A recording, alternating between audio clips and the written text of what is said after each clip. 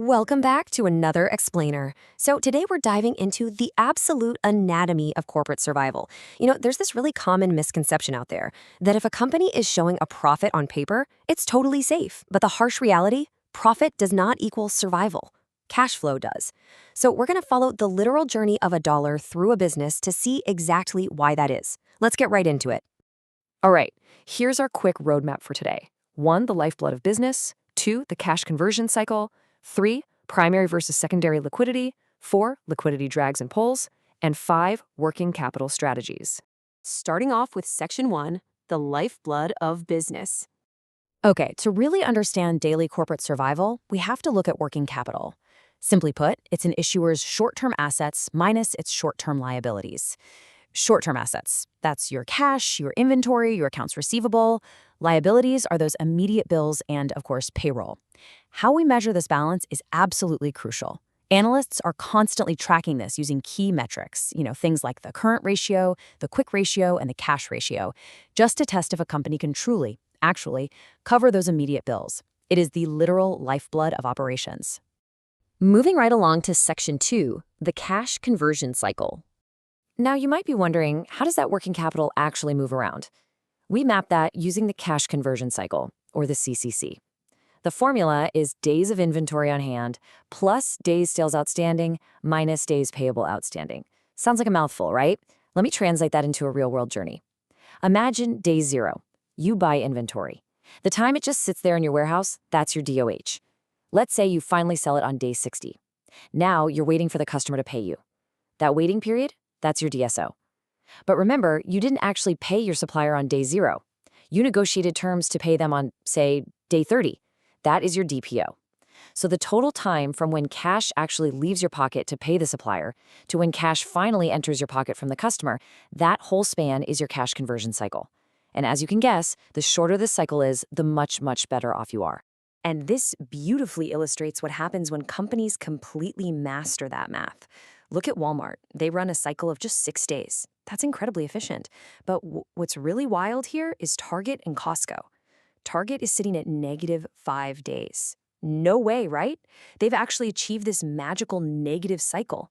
To put that into perspective, it literally means customers are handing Target cash 5 whole days before Target even has to pay its own suppliers. They don't even need to borrow money for daily ops. Their suppliers are effectively funding the whole shebang for them. It's brilliant.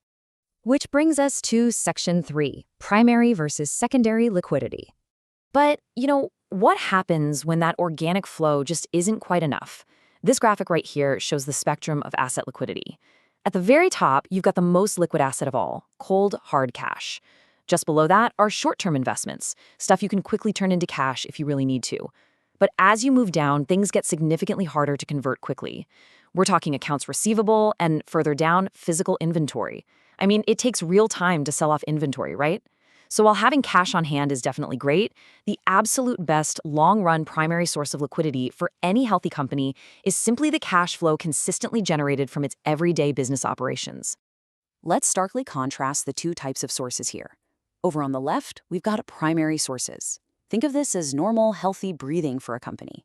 It's your cash, the cash flow from your actual operations, and standard borrowings like short-term trade credit. But on the right, we have secondary sources. Guys, this is life support. This is when a company is forced to start selling off key assets, heavily diluting ownership by issuing emergency equity, renegotiating contracts, or, worst-case scenario, filing for bankruptcy protection. These secondary sources impose massive costs. If you're an investor, this is a glaring red flag. It signals deep distress, it destroys shareholder value, and it almost always comes with really steep fees and discounts. To perfectly illustrate this really painful real-world reliance on secondary liquidity, we'll just have to look back at the airline industry's massive panic during the onset of the COVID-19 pandemic. Airlines rely on extremely fast cash conversion cycles, right?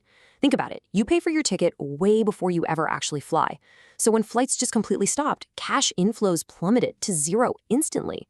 But those massive fixed costs, yeah, they stuck around. The airlines were forced straight onto life support. Lufthansa had to issue a €600 million convertible bond. Singapore Airlines, they required an $8.8 billion with a B dollar rights issue, which heavily diluted their existing shareholders. Delta Airlines had to delay $500 million in critical capital expenditures. This right here, this is exactly what it looks like when primary liquidity evaporates overnight. All right, Section 4, liquidity drags and pulls. So, assuming we aren't in the middle of a sudden global pandemic, how do companies normally get into liquidity trouble? Well, analysts look for two main things: drags and pulls. A drag is basically anything that slows down the money coming into your business. For instance, if your customers suddenly start paying late, you've got uncollected receivables dragging you down. Or let's say you produce a bunch of goods that nobody really wants anymore. You end up with obsolete inventory just sitting in a warehouse, tying up your precious cash. A pull, on the flip side, is anything that forces your money out the door way faster than you plan for. This can happen if a bank suddenly decides to reduce your line of credit, or say your suppliers get kind of nervous about your financial health and they suddenly demand cash up front instead of giving you that nice 30-day window to pay. Both of these forces silently but very quickly drain your liquidity. And finally, Section 5, working capital strategies. So, to proactively manage all these specific risks, corporate leadership actually has to make some major structural choices. Companies generally lean toward either an aggressive or a conservative approach, though, to be fair, many do try to strike a moderate balance somewhere in the middle. An aggressive firm, they try to operate razor thin. They minimize inventory to almost nothing, keeping those short-term assets very low, and they rely heavily on short-term debt to fund their daily moves. Now, this makes them highly profitable when times are great, but incredibly vulnerable to any sudden pulls on their liquidity. A conservative firm, however, just accepts that they're going to hold more inventory and carry higher short-term assets. They purposefully choose the safety of long-term debt and equity financing over the sheer stress of constantly rolling over short-term loans.